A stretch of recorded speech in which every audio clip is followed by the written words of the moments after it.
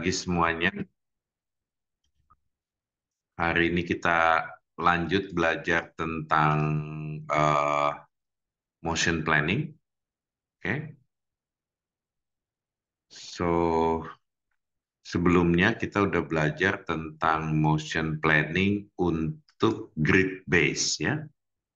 Hari ini kita lanjut tentang sampling base. Jadi kalau grid base itu kita tentuin obstacle dan apa yang harus dihindari ya, kayak obstacle atau constraint ya, dan kita define dia punya free space di mana dia bisa berjalan.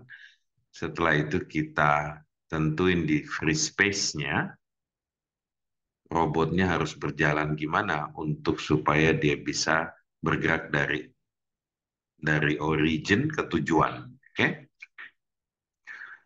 Nah, hari ini kita akan bahas tentang motion planning teknik yang lain yaitu sampling base ya.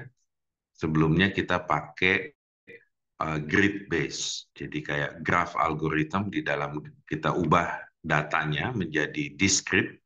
Jadi space-nya menjadi discrete grid, pakai graph dan kita pakai graph algorithm untuk ngerjainnya. Sekarang kita akan fokus untuk yang teknik lain yang namanya sampling base ya. So, sampling base itu instead of dia nentuin dia punya free space dan obstacle atau constraint, dia menentukan suatu bentuk configuration space ya. Jadi configuration space ini kita cari dengan cara sampling ya. Yang sebelumnya uh, biasanya kita pakai combinatorial planning, yang sebelumnya kayak grid, sekarang kita coba lihat sampling base. Apa itu sampling base? Sampling itu pakai collision detection. Kalau kalian pernah dengar apa itu collision detection ya, dia kayak mendetek apakah akan terjadi tumbukan atau collision ya, untuk dia cari tahu si space, configuration space yang tanpa collision ya. Jadi instead of dia detect atau plan si free-nya, configuration free-nya, dia coba mitigate dengan cara collision detection. Oke, ini teknik berbeda dengan yang kombinatorial yang kita harus bikin si space yang sudah well defined, dia punya constraint dan dia punya obstacle. Oke, so sampling based motion planning ini uh, menghandle masalah yang sering kita temui di kombinatorial ya, bahwa kita tidak perlu secara eksplisit membuat si free dan si obstacle. Oke, karena tentu saja ini tuh pada saat dia kita ubah, dia punya obstacle akan berubah lagi algoritmnya ya. Tapi bisa nggak kita capture dia punya configuration space dengan random sampling ya. Jadi kalian bayangkan ada black box komponen itu selalu ngecek collision checker. Jadi dia selalu ngecek ini akan nubruk nggak ya, atau collide nggak. Oke, jadi dia kayak ada tambahan black box checker supaya dia bisa ngecek yang mana yang dia bisa jalanin sebagai si free, yang mana yang si obstacle atau constraint. Oke, tanpa harus dia tentukan terlebih dahulu dia punya si free dan si obstacle. Oke, so pasti setiap method baik itu kombinatorik maupun dia sampling base ada pros and cons-nya.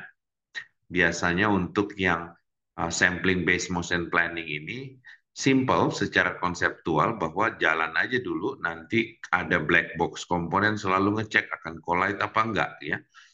Tentu saja dia simple to implement, fleksibel. Jadi kalau satu algoritma itu kita bisa apply ke beberapa robot dan problem, dan dia tidak bergantung pada geometric case ya. Tentu saja cons-nya adalah kita nggak tahu berapa banyak sampel harus kita generate untuk make decision bahwa ini akan collide apa enggak. dan juga ini NP problem ya, bahwa kita tidak tahu apakah solusinya benar-benar eksis apa enggak. Jadi ini kayak coba-coba ya, kayak heuristik coba-coba. Saya probing kalau misalnya saya punya sampel yang cukup, saya bisa decide bahwa ini adalah C free atau C obstacle.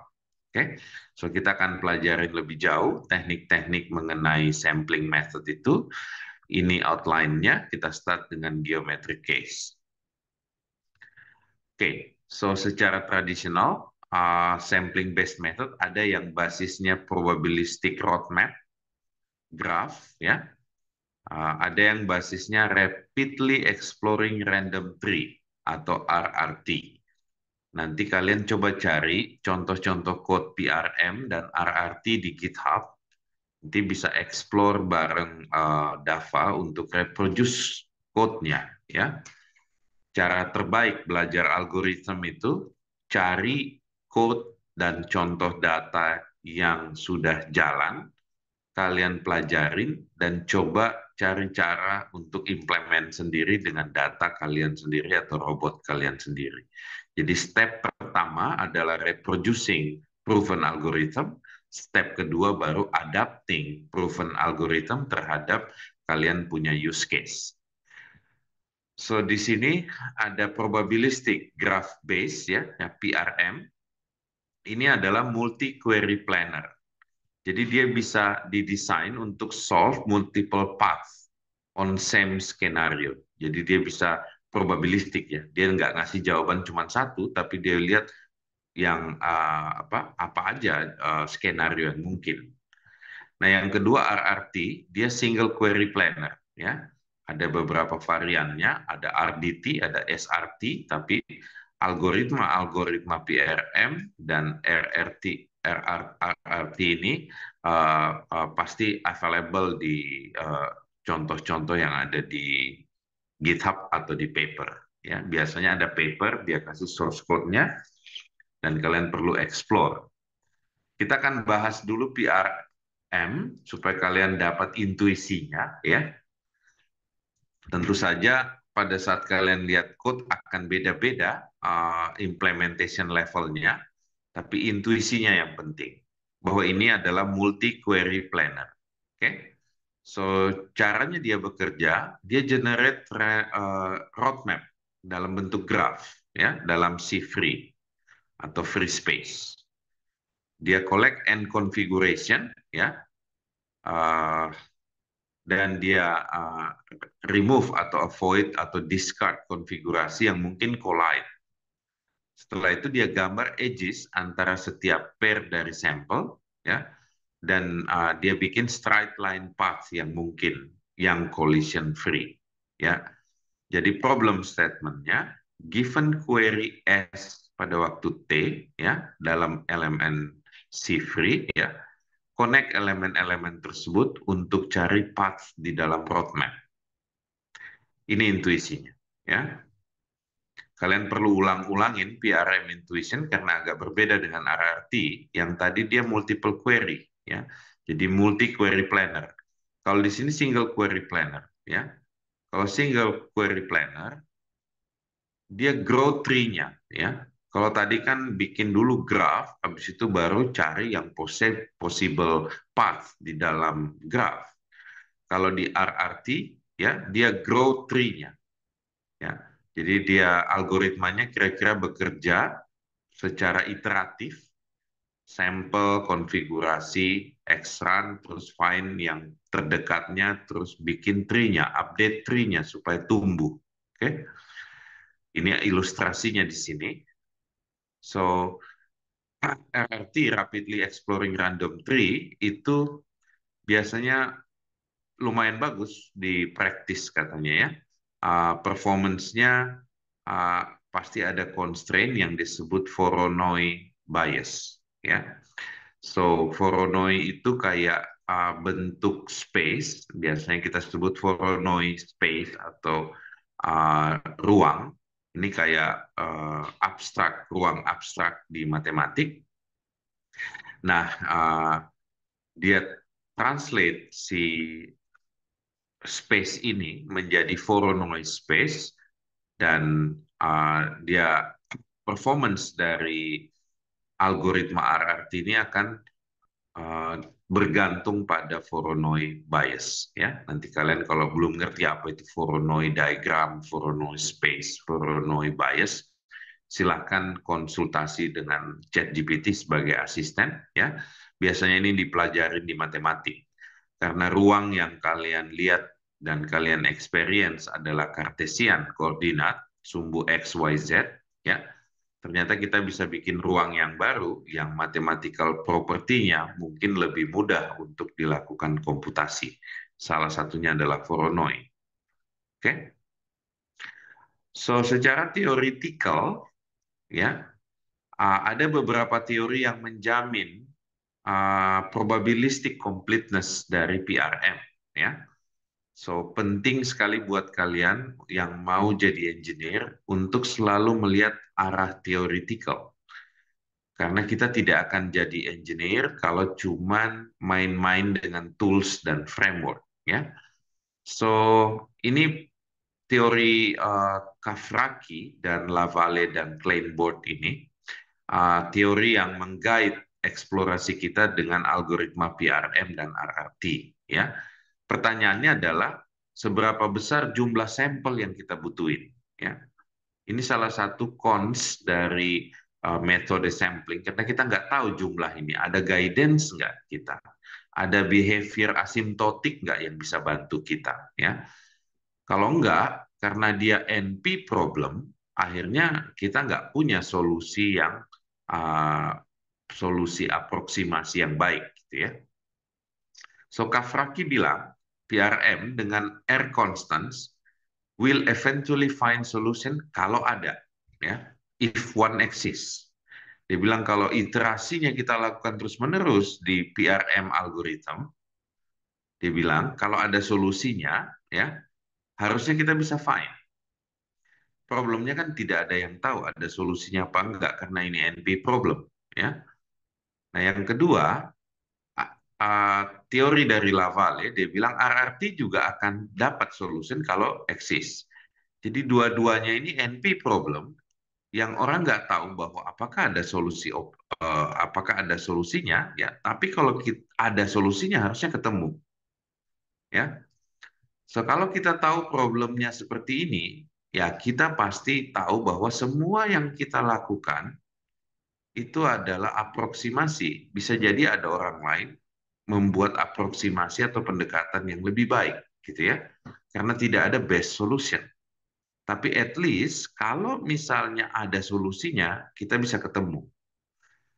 Ini yang indah di theoretical aspek dari matematik, karena dia kasih kita guidance. Kalau enggak, kita akan berkutat di problem yang kita sendiri nggak tahu apakah solusinya ada atau enggak. Oke, so theoretical garanti yang lain secara teoretik itu ada guidance mengenai quality, ya. Pertanyaannya adalah bagaimana kita jamin quality dari PRM atau RRT, ya. So ada beberapa teori di sini tentang quality dari Karaman dan Frazzoli tahun 2011. Dia bilang gini, the cost of solution written by PRM converts pada saat iterasinya mendekati tak berhingga, kira-kira akan optimum pada rumus Rn sama dengan gamma dikali log n dibagi n, ya. So ini jadi guidance para engineer supaya at least kalau misalnya dia ada solusinya dan dia lakukan iterasi sampai banyak hal, dia ada uh, suatu metrik yang bisa dia pakai untuk nunjukin bahwa solusinya itu udah optimal, oke? Okay? Sudah converge. So ini teorinya dari Karaman dan Frazzoli, ya. Nah, dengan teori ini orang banyak mengeksplor algoritma, varian dari algoritma untuk bikin PRM dan RRT itu lebih baik.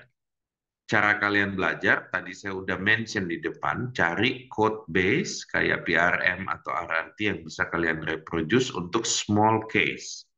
Ya, jangan langsung bigger case.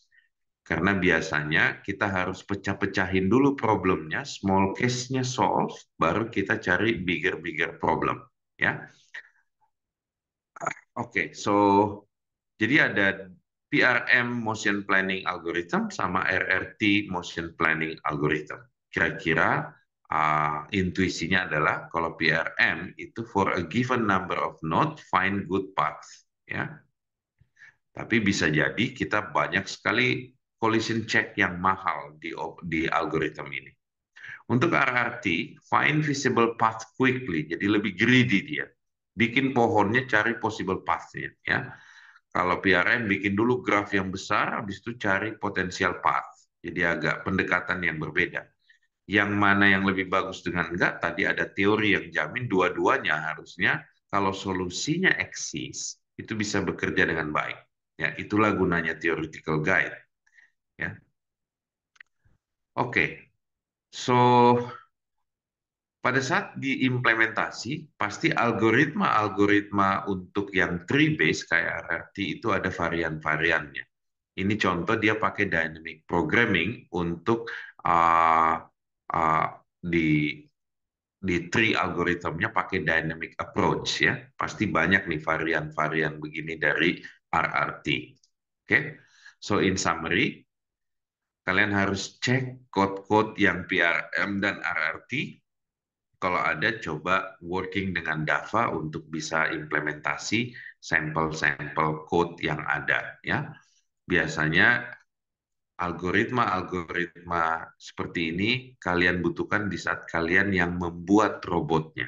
Kalau robotnya udah jadi, biasanya mereka kasih SDK, dia kasih tahu bahwa algoritma yang dia pakai di robotnya adalah algoritma PRM atau RRT, ya. Tapi in case kalian inspire untuk working dengan company-company pembuat robot, ya, bukan pengguna robot, maka kalian harus dalam di algoritma-algoritma kayak begini. Oke, so next ini ada case namanya Kinodynamic case, ya. So Kinodynamic project motion itu spesifik dynamic motion planning kayak contoh di sini, ya. Kalian lihat nih gambarnya ada robot seperti ini. Kinodynamic motion planning ini juga ilustrasi yang menarik, ya. Pada saat mobil itu melaju dengan kecepatan tinggi, terus dia lakukan manuver, itu pasti ada case di mana sangat risky, ya. Waktu dia high speed, dia manuver bisa kebalik, ya. So, kinodynamic motion planning itu adalah specific motion planning, ya, yang bukan dari obstacle, ya, tapi karena robotnya itu bergerak, waktu dia bergerak itu ada gerakan yang disebut kinodynamic, ya. Jadi seperti kayak constraint atau sesuatu yang harus dihindari karena kalau nggak kebalik mobilnya, ya. Contoh yang tadi di mobil. Jadi itu yang disebut kinodynamic planning. Kinodynamic planning problem ini menambahkan bentuk lain dari obstacle yang harus kita hindari karena itu beresiko tinggi, ya. So secara matematik kinodynamic kita jelasin bahwa robot operate dalam space X, ya, dikontrol oleh suatu command control U, motionnya harus di-constrain, ya, seperti halnya obstacle, tapi bedanya ini obstacle-nya datang dari dirinya sendiri karena dia punya state, misalnya kecepatannya tadi, ya. So RRT itu bisa di-extend supaya bisa handle kinodynamic, ya, karena dia sebenarnya membuat tree secara greedy, ya.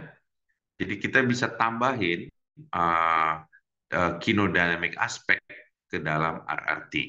Ini contoh algoritmanya, ya, untuk penambahan kinodynamic secara forward propagation based algorithm. Oke. Selain itu juga ada steering based algorithm untuk penambahan kinodynamic. Ini biasanya kalian pelajari untuk special case, misalnya robot-robot yang memang ada kinodynamicnya, ya, sesuatu yang kalau dia lakukan berbahaya. bukan cuma obstacle atau constraint yang di luar dirinya, tapi ini di dalam dirinya ya. Misalnya tadi mobil kalau dia slip terus dia punya posisi setirnya salah, itu bisa kebalik. Oke?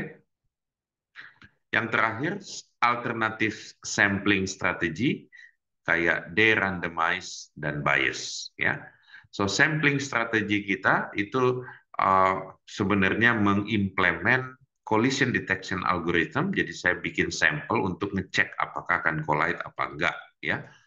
Tadi kita udah lihat beberapa uh, algoritma kayak PRM dan RRT dan juga ada theoretical guidance-nya ya. So pertanyaan selanjutnya adalah apakah algoritma ini harusnya benar-benar probabilistik? Yang tadi kita lihat multiple query planner yang PRM dan yang single query planner yang RRT. Pertanyaannya adalah uh, kalau saya pakai pure randomized algorithm ya dengan sampel-sampel yang deterministik, apakah ada algoritma yang bisa bekerja ya? Sebenarnya sekarang ini di industri kita udah percaya bahwa robot itu harusnya probabilistik algorithm, bukan deterministik, karena lingkungannya sangat stokastik atau sangat tidak pasti. Oke, so bisa nggak kita desain algoritma yang pure probabilistik? Jawabannya ya. Saat ini robot-robot kalau kalian lihat itu lebih banyak menggunakan probabilistik model, ya, karena deterministik model punya keterbatasan. Kalau saat berhubungan dengan lingkungan yang sangat tidak pasti, misalnya kayak robot humanoid yang kita lepas di jalan atau mobil electronic vehicle yang nyetir sendiri di jalan, kita nggak bisa asumsikan bahwa lingkungannya itu deterministik terus. Harusnya ada banyak case probabilistik yang dia bisa handle. Tapi ini adalah out of topic dalam course ini. Saya harapin kalian kalau inspire belajar probabilistik robotik, kalian harus baca buku materi kita ya, yang ada di mana? Di coba kalian lihat di sini ada books nggak ya? Textbook. Ini ada buku yang terkenal, Probabilistic Robotic dari Sebastian Tran dari Google. Ya, ini buku wajib baca kalau kalian inspire untuk turn algoritma-algoritma dari deterministic motion planning ke probabilistik. Ini buku yang wajib. Cuman ini butuh 1 semester sendiri kalau kalian pengen belajar.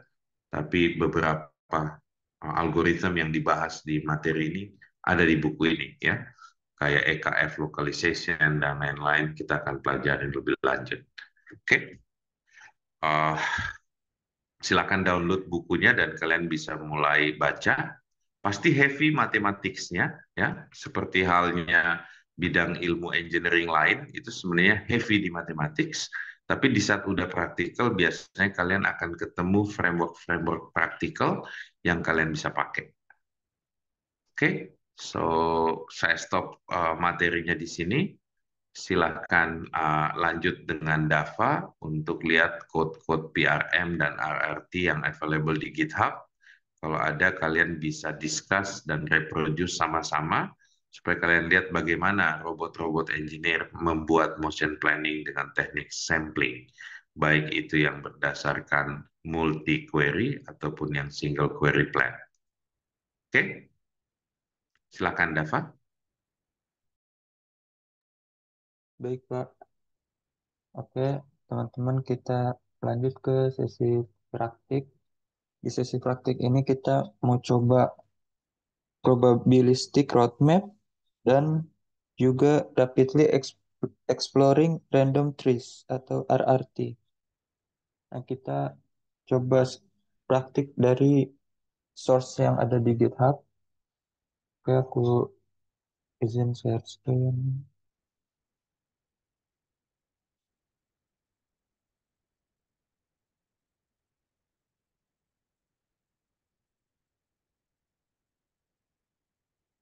Nah,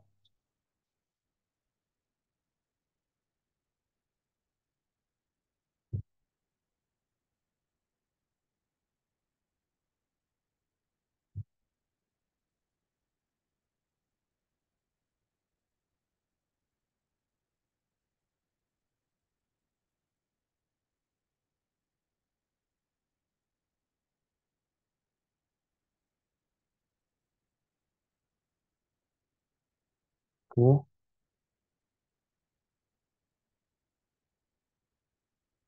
kita buka Ubuntu-nya. Ya, kemudian,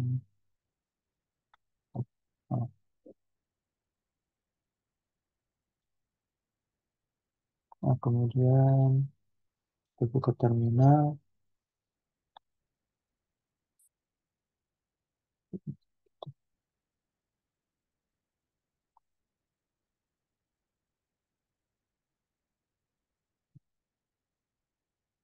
Oke, kita pertama akan melakukan Probabilistic Roadmap atau PRM, yaitu sebuah mode dan bidang perencanaan gerak robot yang digunakan untuk merencanakan lintasan yang aman dan efisien bagi robot.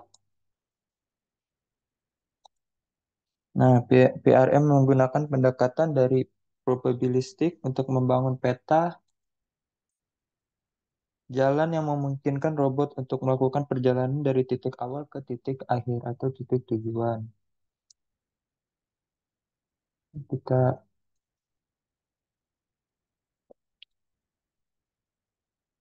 kita bisa coba ini, aku share GitHub-nya, link GitHub-nya yang pertama. Ini bisa bisa kalian buka itu GitHub-nya. Nah, pertama-tama kita harus git clone, git, git clone dulu terlebih dahulu repositorinya, git clone, masukin linknya di sini, link GitHub-nya, kemudian akan di-download source file atau folder dari repositorinya. Nanti kalau udah di-download itu akan tersimpan di home, di bagian home dari Ubuntu dengan nama foldernya probabilistic roadmap ini. Ini kalau udah selesai di git clone, dan nanti, nah selanjutnya kalau udah kita masuk ke foldernya, atau kita bisa dengan cara seperti ini, kita buka folder probabilistic roadmap, kemudian klik kanan, open in terminal. Setelah itu kita ikutin eh, step-step, langkah-langkah dari cara merunning dan visualisasinya.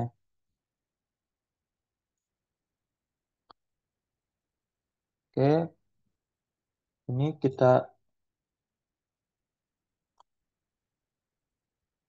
input, masukkan komen Patkin Make.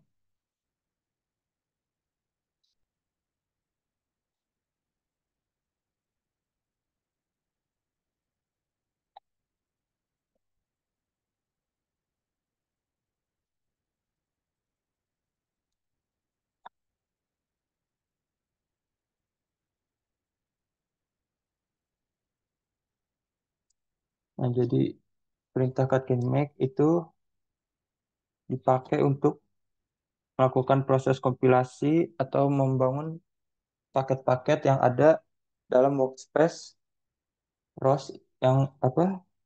Workspace ROS Probabilistic Roadmap. Jadi untuk langkah-langkah pertama itu emang harus kayak gitu agar bisa berjalan dari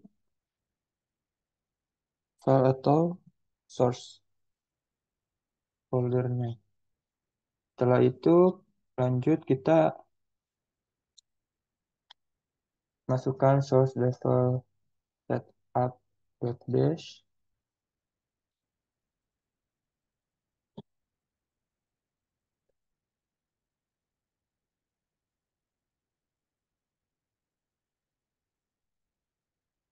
Kemudian kita enter. Nah, perintah source level setup bash untuk apa dipakai untuk mengaktifkan atau men-source file setup.bash yang ada dalam folder default. Jadi ini penting penting banget karena dibutuhkan oleh ROS untuk mengenali dan mengakses paket-paket yang ada di dalam workspace probabilistic roadmap. Setelah itu, kita bisa input command raw score.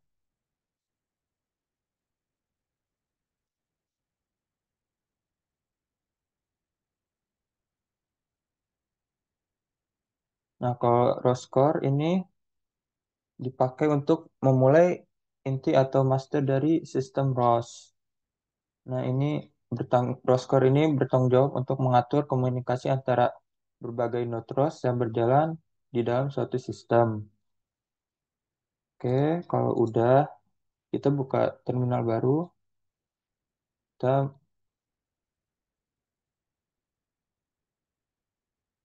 kita masukin command rosrun rrt planning PRM. Ini rosrun rrt planning PRM. Enter. Oke, sebelum itu kita harus source level setup base dulu di terminal yang baru. Setelah itu rosrun rrt planning PRM. Oke, kita tunggu ini. Nah, ini ada perintah please run rvis in another terminal. Kita buka terminal baru. Kita ketikkan rvis untuk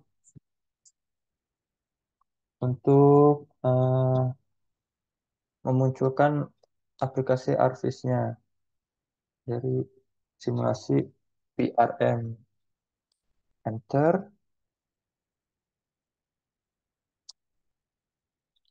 Oke, kita tunggu simulasinya. Simulasi aplikasi terbuka. Nah, untuk visualisasi. Nah, ini sudah terbuka rvisnya. Kita bisa hmm,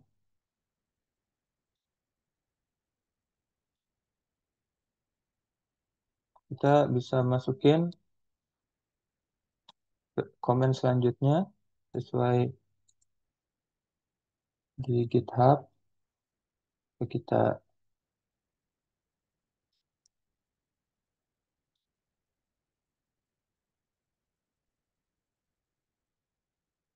source source setup database, kemudian cross run cf static transform publisher publisher nol nol nol nol nol nol satu map base link filter. Oke, ini udah berubah statusnya, berubah status, berubah jadi oke. Setelah itu di Arvis, kita klik add, add new display. Kita scroll, cari marker. Kemudian klik oke. Ada ini, oke ini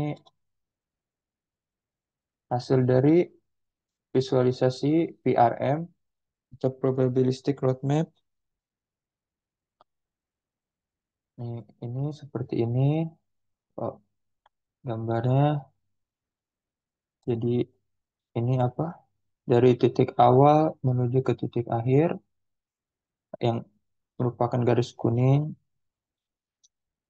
Oke, aku bisa share ini fotonya. Di ini,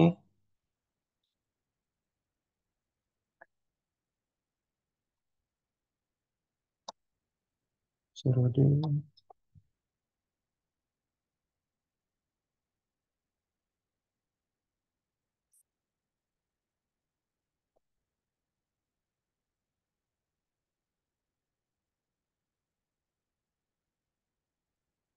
Nah, jadi ini gambar yang pertama, visualisasi gambar dari visualisasinya, probabilistic roadmap.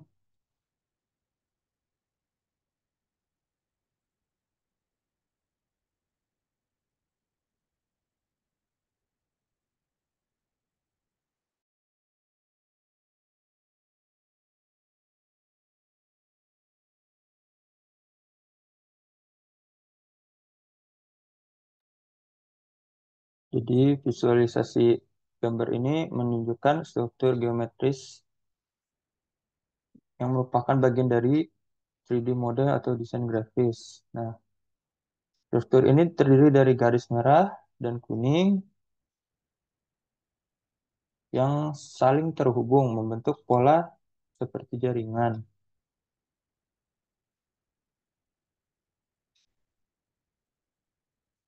Nah, kemudian di gambar tersebut ada grid berwarna putih. Ini seperti ya tembok atau penghalang gitu. Jadi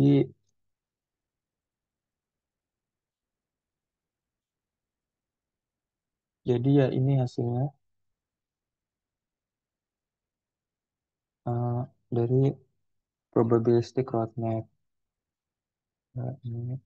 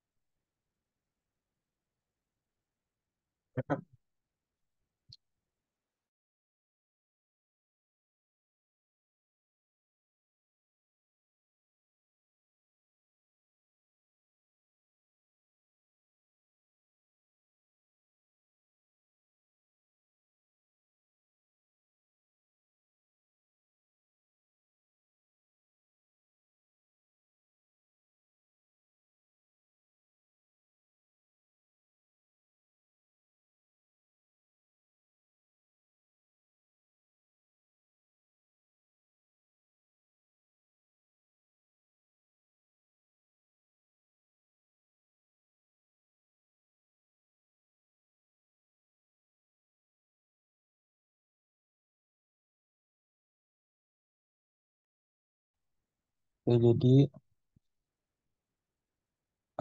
titik-titik kecil yang berwarna-warni ini, berwarna merah ini merupakan sampel dari ruang konfigurasi.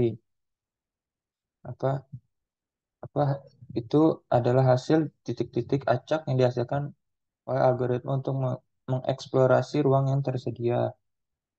Bisa dilihat di gambar yang dikirim ya di chat. Kemudian rintangan objek atau area yang tidak memiliki titik atau garis mewakili rintangan yang harus dihindari oleh robot. Nah, ini rintangannya ini yang tembok-tembok putih ini. Jadi robot tersebut mencari jalan untuk melewati rintangan tersebut sampai ke titik akhir. Nah, terakhir itu ada jalur yang terpilih. Jadi jalur ini, jalur garis yang kuning ini itu merupakan jalur yang terpilih yang dihasilkan oleh algoritma PRM dari titik awal ke titik tujuan. Nah, di visualisasi ini membantu untuk memahami bagaimana PRM bekerja dengan menciptakan jaringan dari titik-titik acak dan kemudian mencari jalur terpendek melalui jaringan ini untuk menghindari sebuah rintangan agar bisa sampai ke titik akhir. Oke, kemudian kita lanjut ke track simulasi RRT atau Rapidly Exploring Random Trees. Ini aku artisnya kita tutup biar nggak berat. Kita close without saving. Bisa kita aja minangnya. Ya, kita ke terminal baru. Ini kita close. Nah, kita buka lagi terminal. Selanjutnya kita ke RRT. RRT dengan ROS. Jadi sama kita implementasi dengan ROS juga. Dan nanti visualisasinya di ArcGIS. Nah, aku share link GitHub-nya. Ini untuk yang RRT. Jadi ini melakukan implementasi RRT algoritma dengan ROS. Oke, kita bisa lihat ke running and visualization di GitHub. Kita ikuti langkah-langkahnya. Pertama-tama kita git clone, ya. Clone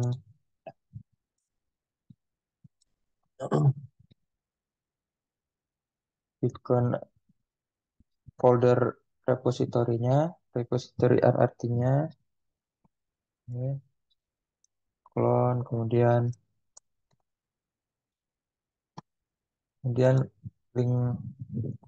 GitHub-nya kalian copy, kemudian paste ke terminal, kemudian di enter.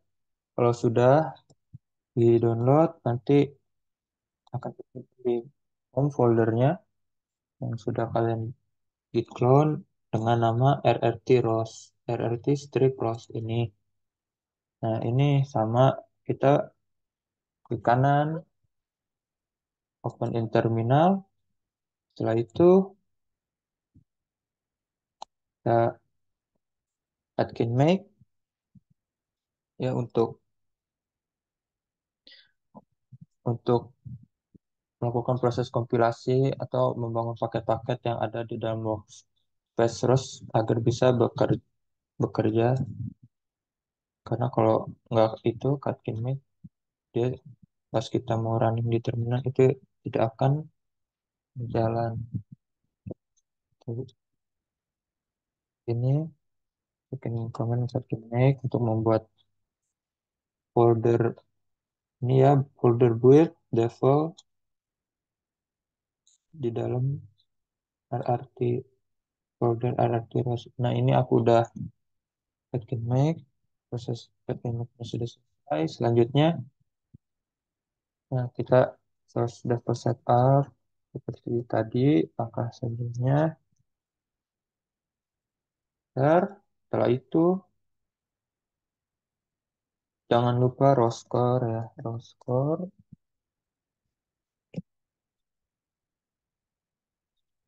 Nah, jadi kalau RRT itu merupakan salah satu algoritma yang digunakan dalam bidang robotika dan perencanaan gerakan. Tujuannya juga sama, mencari jalur atau lintasan yang memungkinkan bagi robot untuk mencapai tujuan tertentu di dalam ruang yang kompleks dan berbagai rintangan. Oke, jadi algoritma RRT memungkinkan melakukan eksplorasi yang cepat dari ruang konfigurasi yang kompleks, terutama di lingkungan yang banyak rintangan. Bisa digunakan dalam berbagai aplikasi termasuk navigasi robot, perencanaan gerakan untuk manipulator robotik, dan lainnya. Keunggulannya yaitu kemampuannya untuk menangani ruang kerja yang dinamis dan kompleks secara efisien. Setelah itu kita ke terminal baru, kita source Java setup dulu, upload bash, setelah itu terus run RRT planning RRT enter. Oke, kita tunggu prosesnya. Nah, nah ini ada perintah untuk please run Airfish in another terminal. Kita buka terminal baru. Kita masukkan komen Airfish untuk membuka aplikasi simulasi robotnya dengan Airfish. Ya, kita tunggu.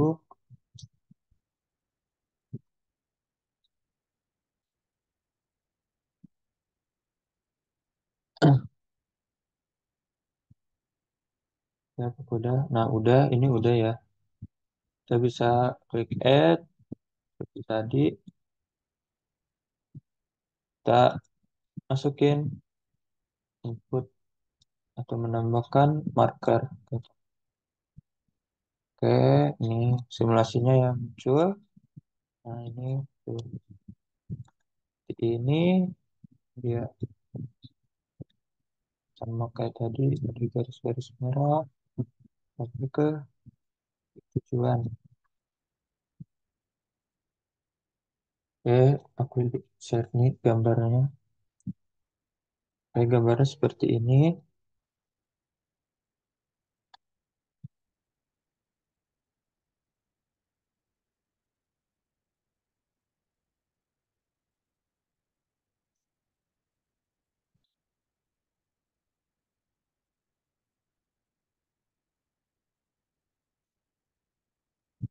Itu gambarnya.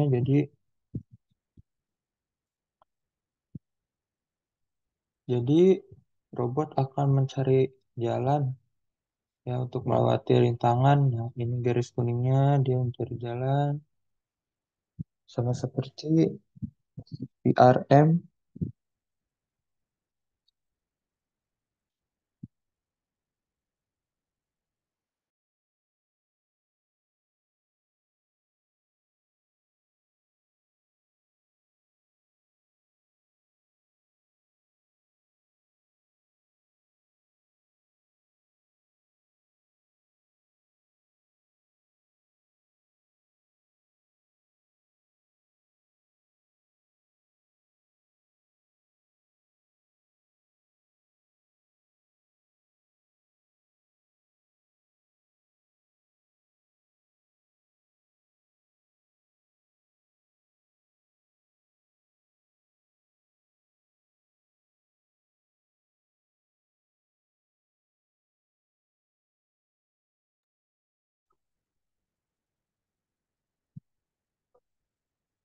Ini,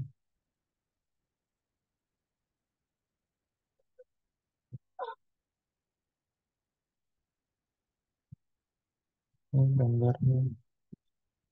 Nah, ini gambar lengkapnya ya dari proses awalnya membentuk garis, masih loading.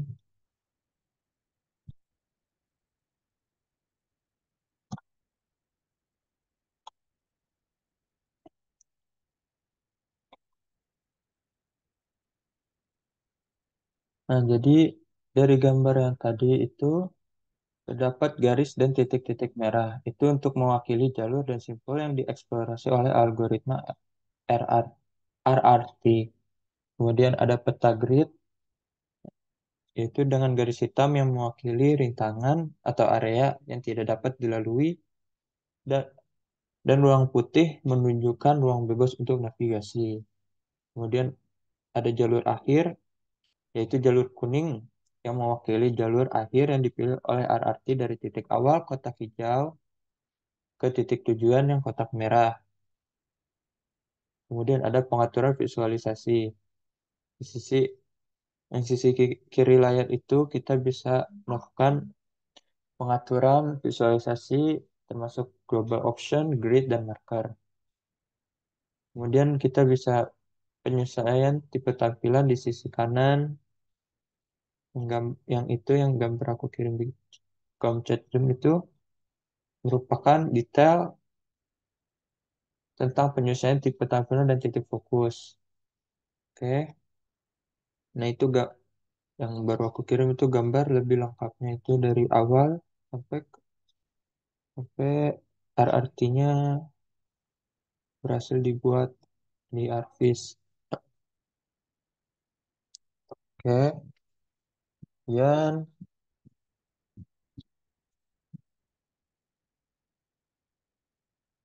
aku mau nunjukin simulasi yang berikutnya yaitu probabilistic roadmap path planning. Nah, ini kita untuk simulasi ini tidak pakai Ubuntu. Aku coba stop share dulu, mau pindah layar. Oke,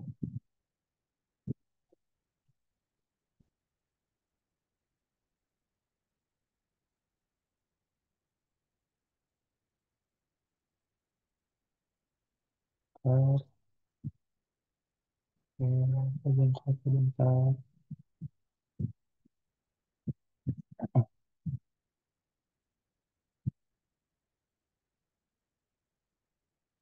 Oke, kita buka command prompt di Windows. Nah, setelah itu aku coba share ini GitHub-nya. Bisa kalian lihat. Nah, ini PRM Path Planning, tapi menggunakan command prompt di Windows. Jadi sama caranya itu kita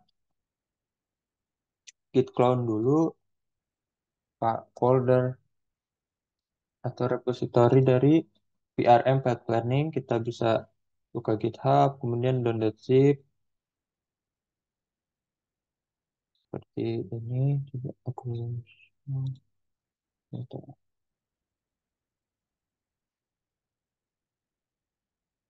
Nah, jadi kalian download zip, kalau udah di download ya ke download, terus ini buka zipnya, kita copy paste folder ini ke foldernya ke sini, ke download nih. Ini udah aku copy paste. Setelah itu kita bisa buka terminal dan prompt. Kalau sudah, kita bisa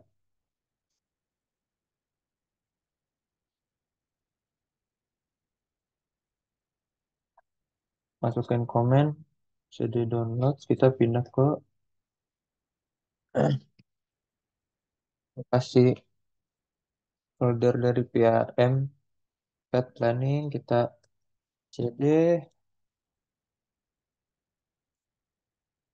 terus ke dalam folder PRM Path Planning. Setelah itu,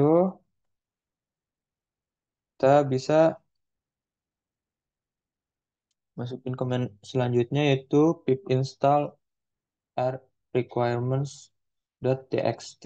Kita copy paste ke komen. Jadi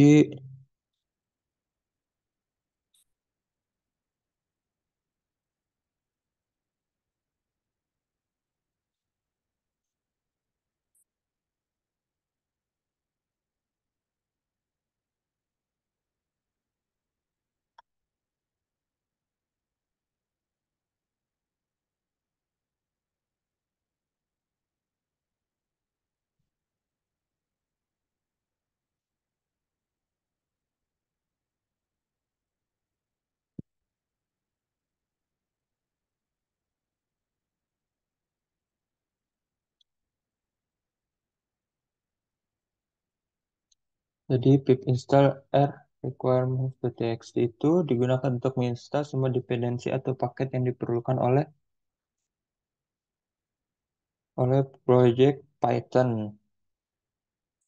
Dan memanfaatkan file requirements.txt yang biasanya berisi daftar paket dan versi spesifik yang diperlukan untuk menjalankan proses tersebut, project tersebut.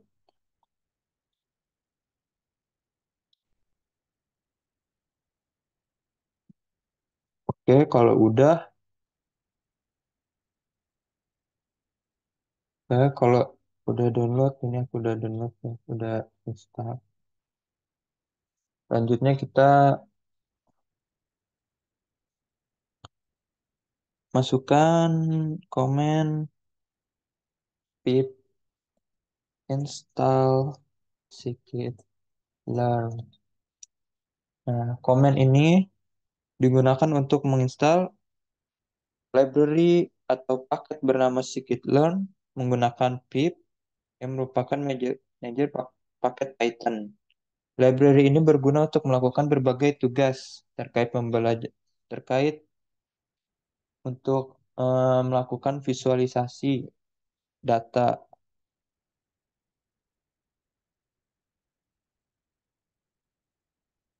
Oke, ini udah ya.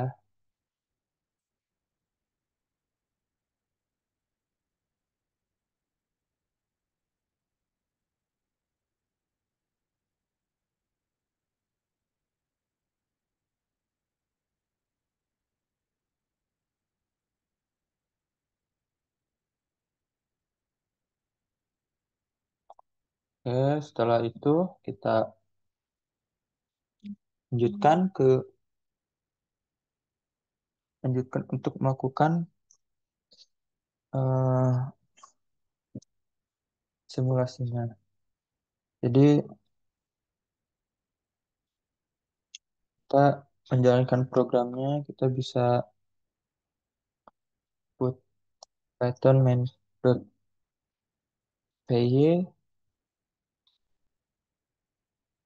Oke, kita tunggu prosesnya. Hmm,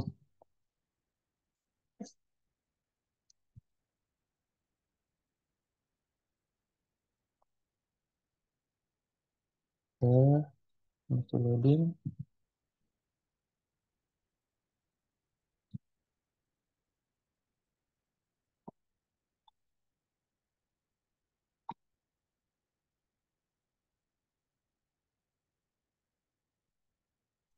Oke, ini sudah berjalan.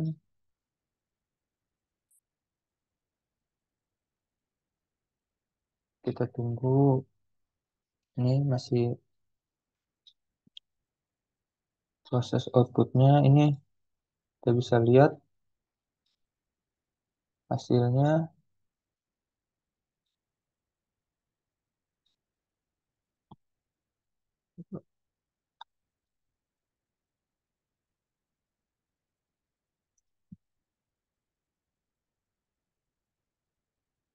Oke, ini untuk hasilnya kita bisa lihat. Nih,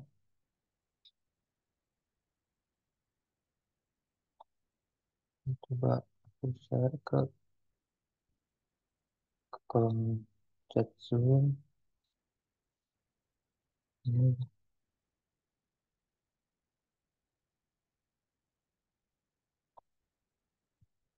Nah, ini jadi dari gambar tersebut,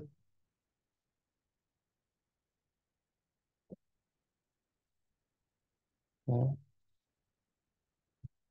jadi dari gambar tersebut ini adalah hasil output dari probabilistic roadmap yang dihasilkan dari perintah Python main.py. Nah, ini sampelnya itu se 1000 ya, dengan sampelnya 1000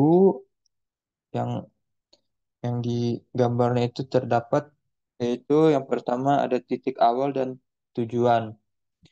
Nah, titik awal ditandai dengan warna hijau, nih, yang ini hijau, ditandai dengan warna hijau dengan koordinat 10,10 dan titik tujuan ini, dan titik tujuan ini oranye.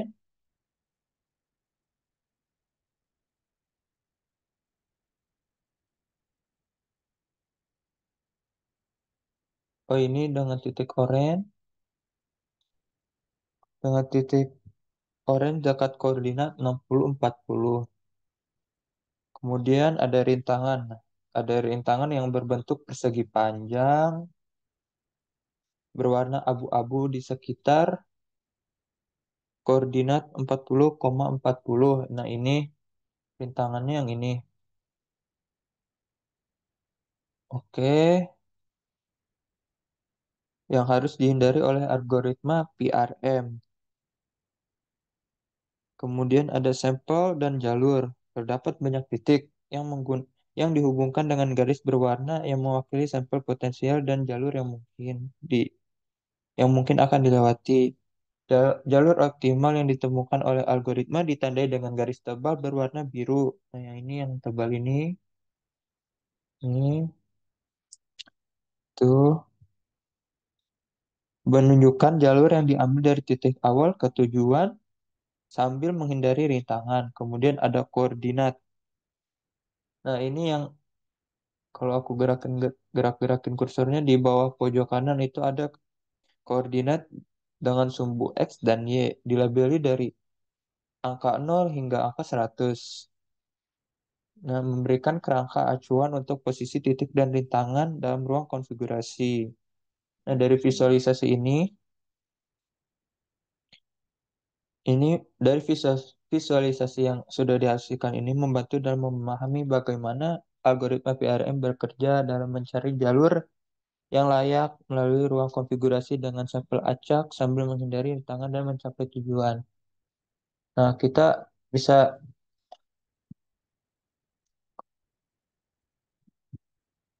nah kemudian untuk hasil output yang ada di command prompt,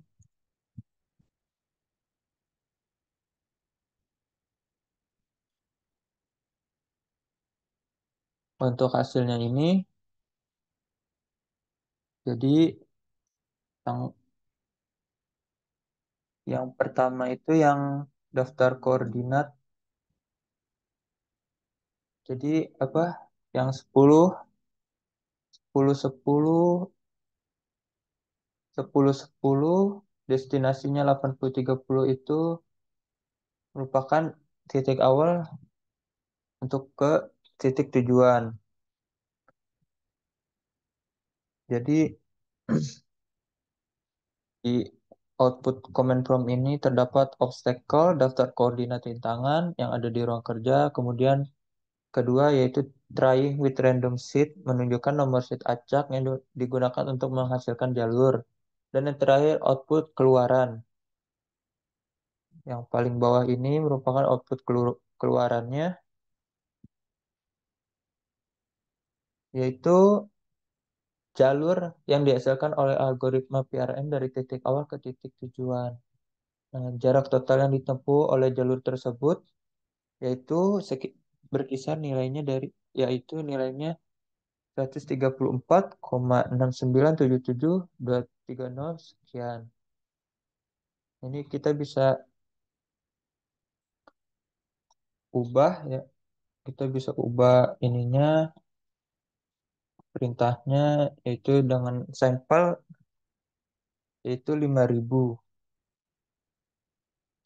Kalau untuk yang 5.000 ini gambarnya berbeda, nanti hasil outputnya sebentar. Nah, hasilnya akan seperti ini. Ini Ini merupakan output dari probabilistic roadmap dengan sampel sebanyak 55.000. Nah, jadi dari gambar ini terdapat sampel, terdapat banyak titik-titik kecil yang berwarna-warni. Ini ya, ada titik-titik kecil berwarna-warni. Mungkin aku bisa share gambarnya, zoom, zoom,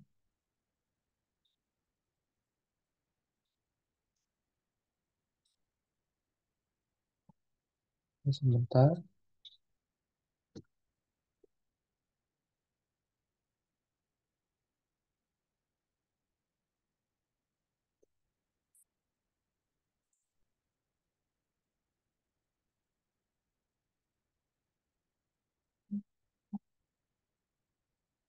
Hmm, nah, terus ini.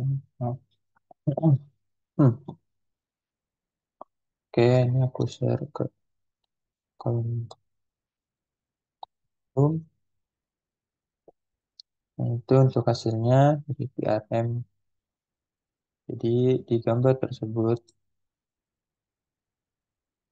terdapat yaitu sampel yang terdapat banyak titik warna-warni yang menunjukkan konfigurasi atau keadaan yang telah disampel.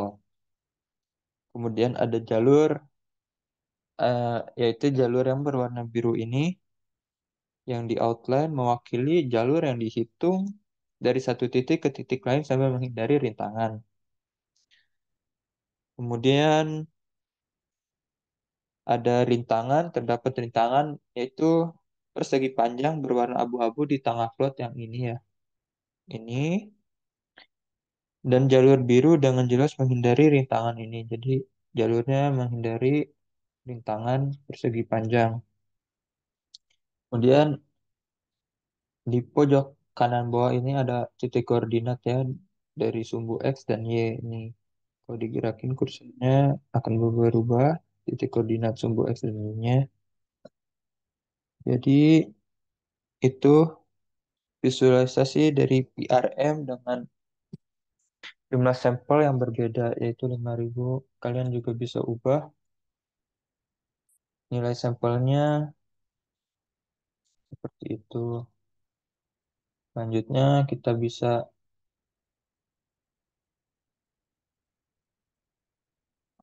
lanjutnya ke simulasi selanjutnya.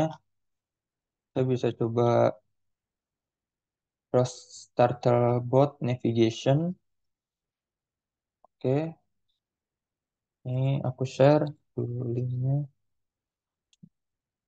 Ini tuh bisa kalian buka. Aku buka lagi Ubuntu-nya.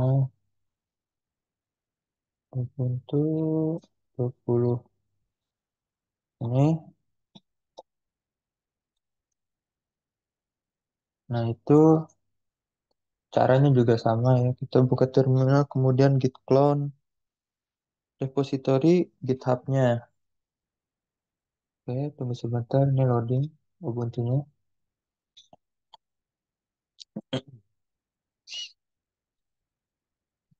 Oke, ini kita tutup.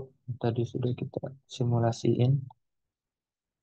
Oke, kita tutup. Kita buka coba terminal baru.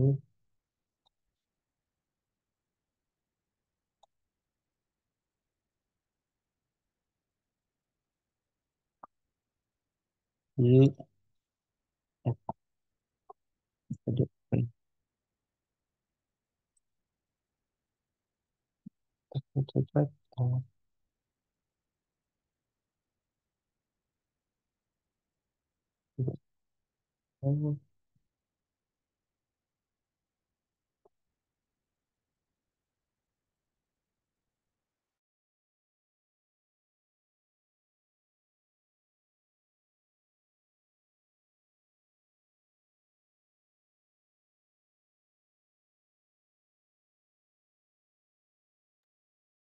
ya sebentar.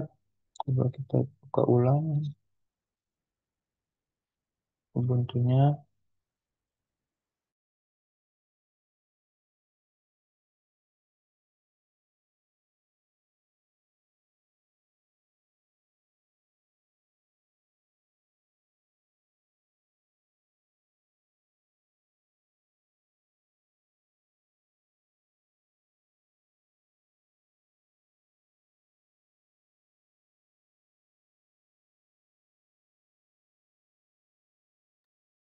Oke, ini loading ke Ubuntu-nya.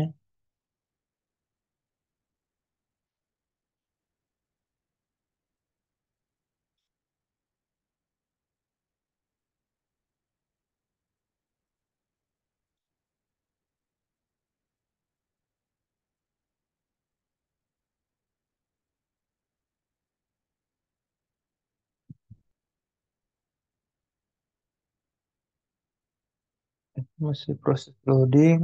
Tunggu dulu.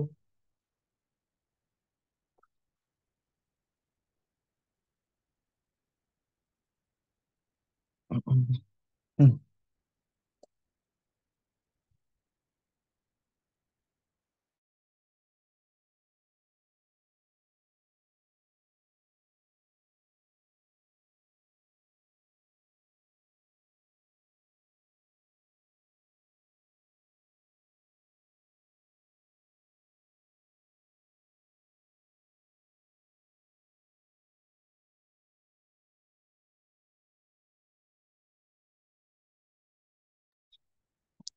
Oke, udah kebuka. Kita bisa buka terminal. Kemudian git clone yang GitHub yang tadi, yang GitHub itu yang aku kasih. Sorry, ini link ini kita itu ya, itu kita tadi kita clone itu buka terminal dengan git clone. Git clone masukin link GitHub-nya. Berarti tadi kalau udah akan tersimpan di halaman home. Halaman home Ubuntu dengan nama Rust Turtlebot Navigation. Mana? Oh ini Turtlebot Navigation ini ya, Turtlebotnya. Setelah itu kita klik kanan, ya, open in terminal. Jadi kita buka halaman folder Turtlebot nav-nya di terminal. Setelah itu kita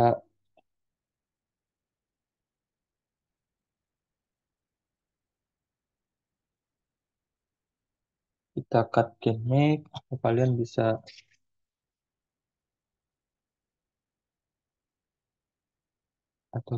bisa ikutin ini ya. Itu apa? Ada di GitHub-nya yang ke bagian getting started di required files.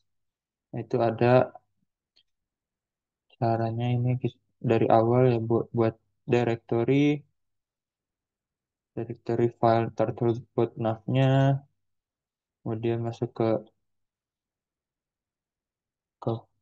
folder turtlebot nav ke src source rrc, kemudian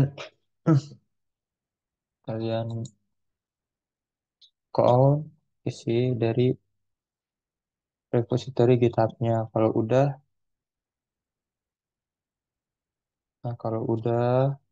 kita buka terminal. Ya, ini ya turtlebot nav. Hmm, Ini, nah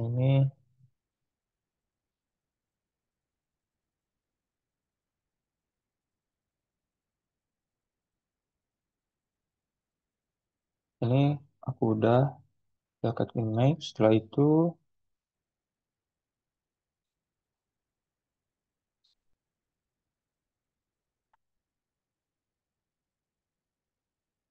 Setelah itu kita klik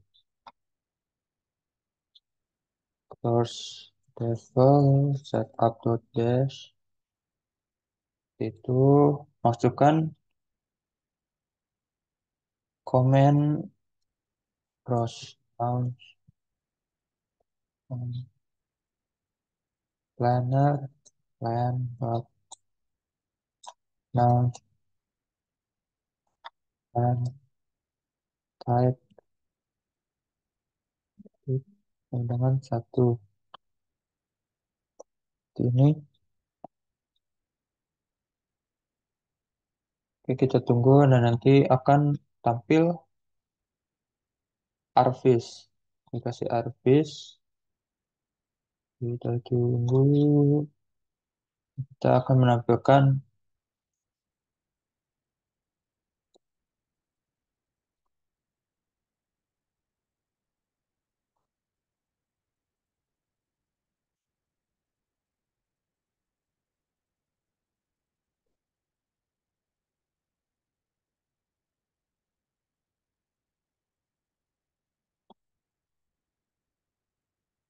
kita akan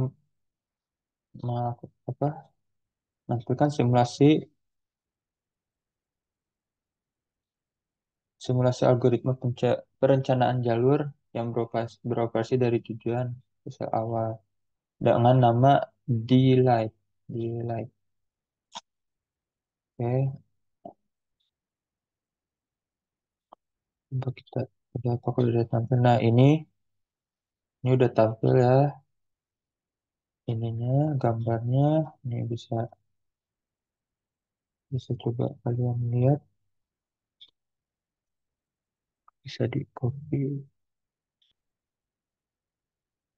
Nah, seperti itu. Copy. Ini bisa kalian cek di sini.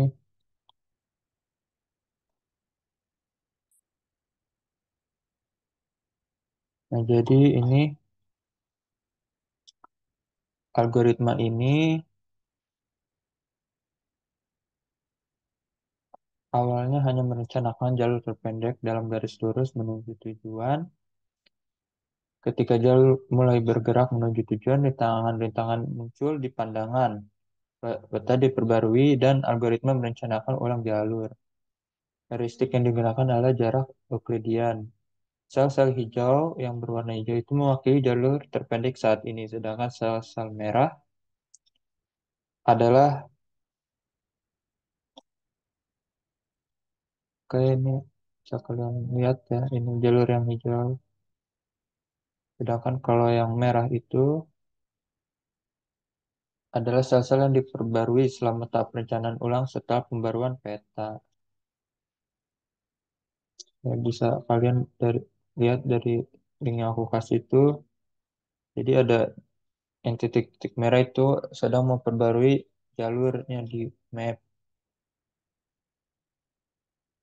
Oke, kemudian kita coba Theta on Probabilistic Roadmap.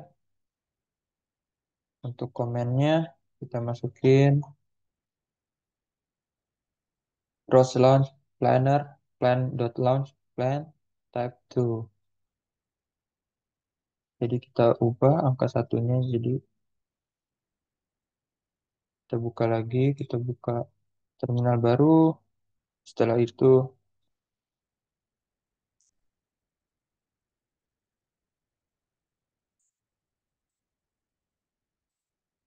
kita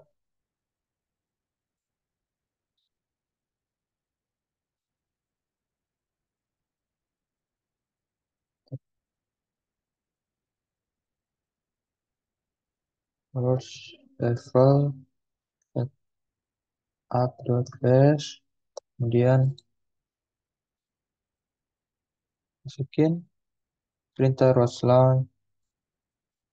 Ini rows launch, rows launch, planner, plan.launch, plan.launch, plan, type, titik, cadangan kedua. Ya, tunggu. Yang kalau kedua ini theta. Ya,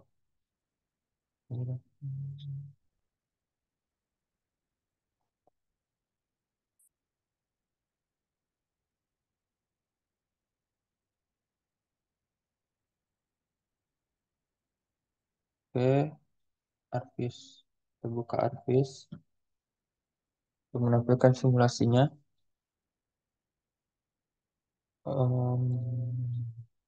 Masih loading ya. Jadi kalau yang theta ini adalah sebuah algoritma perencanaan jalur juga dari probabilistic roadmap. Oke. PRM dibangun dengan cara mengambil sampel titik secara acak dalam ruang bebas dan menghubungkannya dengan tetangga terdekatnya. Peta mirip dengan algoritma A, yang, namun perbedaannya terletak pada optimisasi jalur terpendek dengan cara mengabaikan simpul-simpul yang dapat dihubungkan oleh garis lurus. Oke, coba kita lihat apakah udah tampil. Loading. Oke, Jadi di error.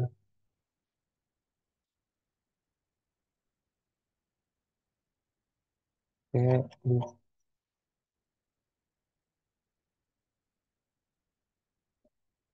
coba kita kok bisa.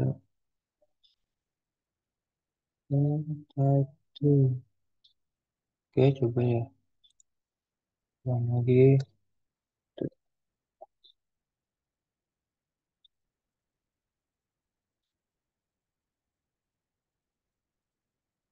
Nah, nanti untuk hasilnya akan seperti ini. Ini gambar dari yang peta. Peta di probabilistic roadmap. Oke, coba sana. Kita tunggu. Harusnya bisa. Nah, ini dia. Oke, mapnya nih seperti ini ya. Nah, dari gambar roadmap yang ditunjukkan, titik-titik hijau dibangun menggunakan 200 simpul, di mana setiap simpul terhubung dengan 10 tetangga terdekatnya. Jalur terpendek ditampilkan dalam warna biru. Heuristik yang digunakan adalah jarak Euclidean. Oke, ini. Nah, ini dia ya. Nih, yang kelihatan. Mungkin kalian bisa lihat gambarnya dari di kolom chat yang aku kirim. Gambarnya itu. Selanjutnya kita ke gambar yang terakhir, yaitu potential fields. Oke,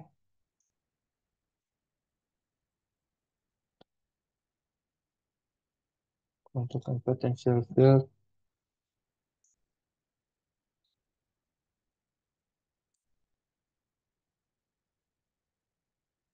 itu sebuah metode perencanaan jalur yang menggunakan konsep medan potensial untuk mengarahkan pergerakan robot menuju tujuan sambil menghindari rintangan. Oke, gradien menarik jalur menuju tujuan, sedangkan gradien yang mencegah menghalangi jalur dari rintangan. Posisi selanjutnya dalam jalur diperoleh menggunakan satu langkah penurunan gradien, di mana arah penurunan gradien terdiri dari penjumlahan gradien yang menarik dan gradien yang mencegah. Dan hasilnya dinormalisasi menggunakan norma L2. Oke, kita masukin ini, kita ganti 3, enter. Oke, kita tunggu.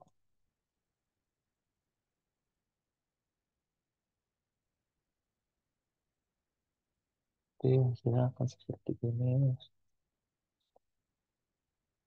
Dan bisa lihat ini. Ya, seperti ini. Nah, ini ya gambarnya ya. Oke, ini visualisasinya. Kalian bisa lihat klik link Git yang aku kirim di kolom chat. Nah, itu garis hijaunya bergerak dari titik awal ke titik biru yang paling bawah ke titik biru paling atas ini. Oke, jadi dari visualisasi itu, garis hijau merupakan jalur yang dihasilkan. Titik biru menunjukkan posisi awal dan posisi akhir atau tujuannya. Sedangkan garis merah melambangkan batas dan tepi rintangan di dalam peta. Oke, jadi eh, segitu aja untuk sesi praktiknya. Karena waktu kelasnya udah habis, mungkin aku cukupkan pertemuan hari ini. Terima kasih yang sudah hadir kelasnya. Jangan lupa, oke, oh ya aku mau ngingetin jangan lupa untuk tugas-tugas minggu sebelumnya yang belum bisa kalian kerjain ya. Aku kasih waktu sampai tanggal 20 April untuk lengkapin tugasnya dari tugas 1 sampai tugas 6. Tugas 7 ya, sampai tugas 7 ini. Itu deadline-nya 20 April sebelum minggu UTS di tanggal 22 April sampai 27 April. Jadi tolong bisa dilengkapin tugas-tugasnya karena bakal ngaruh ke nilai akhir di mata kuliah robotikanya. Mungkin itu aja. yang bisa aku sampaikan. Terima kasih. Wassalamualaikum warahmatullahi wabarakatuh. Bisa boleh live ya.